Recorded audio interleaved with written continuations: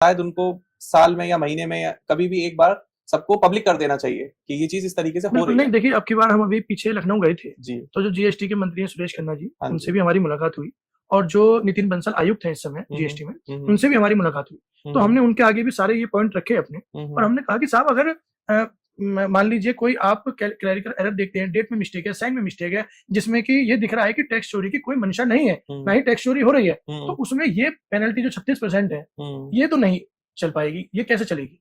क्योंकि 36% पेनल्टी जब लग जाती है, फिर उस पेनल्टी को छुटवाने के लिए डबल 18% खर्च करना पड़ता है। तो हमने कहा कि साहब इसमें आप कोई ऐसा प्रावधान रख दीजिए कि मान लीजिए कोई 1 लाख रुपए से नीचे का बिल है, उस पर 500 रुपए का कोई क्लरिकल मिस्टेक है, तो 500 रुपए का एक चालान कट गया, वो नॉन रिफंडेबल है।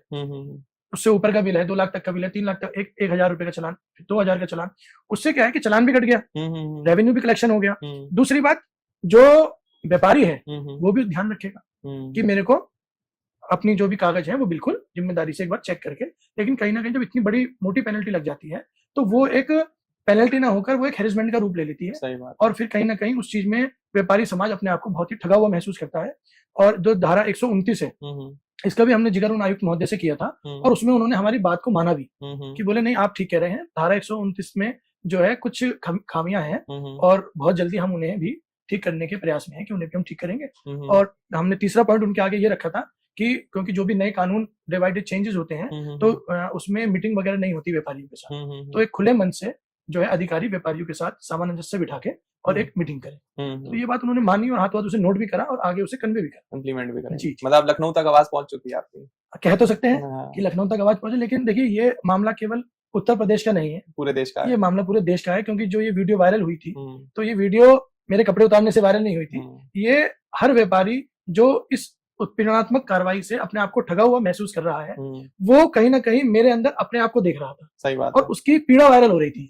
तो इसलिए मेरे पास गुजरात से भी फोन आए, मेरे पास कलकत्ता से भी फोन आए, मेरे पास एमपी से फोन आए हैं, पटना से फोन आए हैं, आपका इधर उत्तराखंड से मेरे पास फोन आए हैं। तो चारों तरफ से मेरे पास फोन आ रहे हैं, और इसमें हम भी ये एक चल रही है कार्रवाई हम लोगों की भी, कि हम ये सोच रहे हैं कि एक ऐसा संगठन जो कि भारत लेवल का संगठन हो, बिल्कुल, और उसकी हम लोग प्रयास कर रहे हैं कि एक ऐसा संगठन का निर्माण किया जाए जो हर प्रदेश में, हर जिले में, हर महानगर में, हर जिला पंचायत में अपनी आवाज को मुखरता से जो सरकारी अधिकारी हैं या सरकार के सामने उठा सके और उसका निस्तारण भी करवा सके व्यापारी के साथ। नहीं होना भी चाहिए। मतलब आप समझ सकते हैं कि कोई अपने कपड़े कब उतारता है, जब वो बिल्कुल आखिरी हद तक मजबूर हो चुका होता है, जो उसे कुछ समझ में नहीं आ रहा कि एक वेल डू फैमिली से व्यापारी जो लाखों करोड़ों रुपए का टैक्स देता है हर साल अपने देश को, जो अपना योगदान भी दे रहा है 4 पैसे कमाने के लिए, ऐसा तो है नहीं कि उनकी अपनी स्वेच्छा है। भाई व्यापारी देश व्यापार नहीं करेगा तो देश किससे चलेगा? अगर आपको वो वहां कपड़े उतारने पड़ रहे हैं तो मतलब आपने हार तो नहीं मानी आखिरी मौके तक कि नहीं यार चलो अब ये भी करके देख लेता हूँ लास्ट में। लेकिन हमारा भी क्या कहते हैं एक दायित्व बनता है, एक रिस्पॉन्सिबिलिटी बनती है कि चाहे वो किसी भी तरीके से हो कि आपकी जो आवाज है वो आगे तक जाए।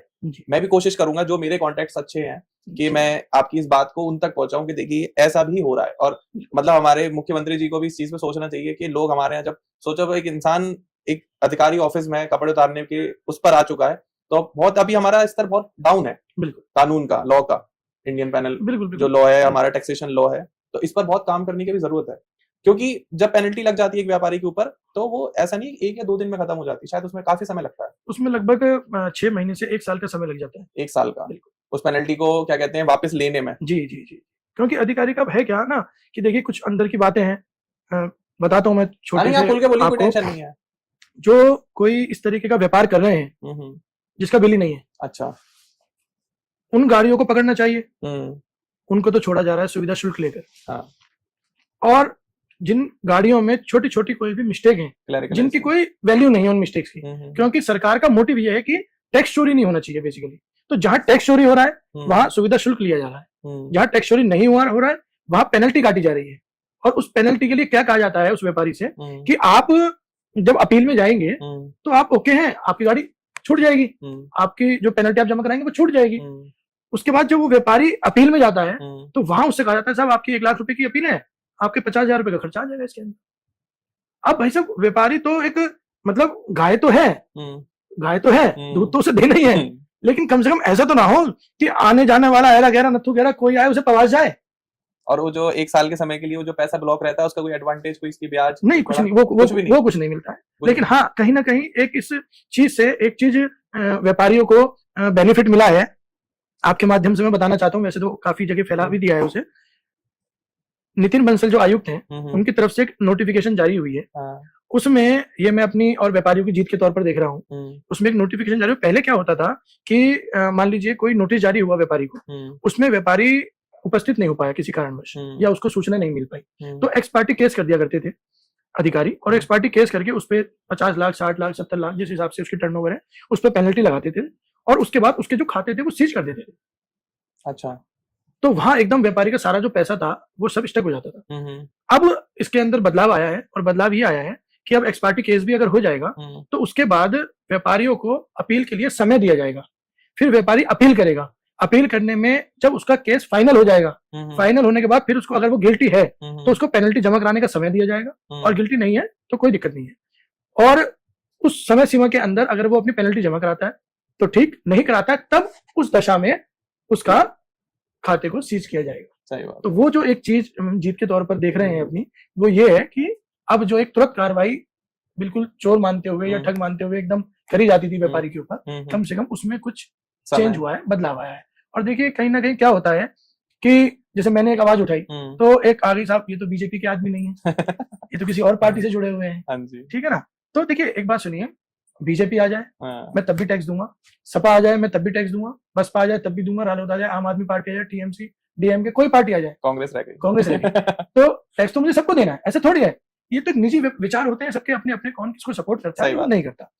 दूसरे नंबर की बात होती है कि सरकार से आज हम अपना गिला शिकवा, हमारे साथ कोई परेशानी है और हम नहीं बताएंगे, तो पुरानी कहावत है भाई साहब, आपने भी सुनी होगी कि बिना रोए तो बच्चे को माँ भी दूध नहीं पिलाती। बिल्कुल। तो जब तक हम अपनी पीड़ा को, अपने दुख को, अपनी परेशानी को सरकार तक नहीं पहुंचाएंगे तब तक वो हमारी परेशानी को नहीं समझ पाएंगे, क्योंकि ग्राउंड लेवल पे हम काम कर रहे हैं या अधिकारी काम कर रहे हैं, अधिकारी अपना फायदा देख रहे हैं और सरकार से वो डायरेक्टली जुड़े हुए हैं।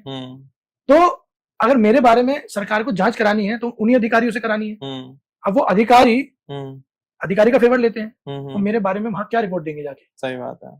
तो इसलिए मैं जो लखनऊ गया तो मेरे से पूछी भी सुरेश खन्ना जी ने, ब्रजेश पाठक जी ने कि आपके यहाँ आने का मकसद क्या है। मैंने कहा जी मेरा आने का मकसद ये है कि आपने एक पक्ष तो सुन लिया, दूसरा पक्ष तो आपने सुना ही नहीं। तो आपने तो अपने मन में एक धारणा बना ली कि ये व्यापारी ऐसा है और इसने ये जानबूझ के करा है। तो आप बताइए, आपने भी वीडियो देखी होगी, क्या वो ऐसा लग रहा है कि कोई जानबूझ के किया हुआ है? क्या मैंने कही थी मेरी गाड़ी पकड़ के ले जाओ?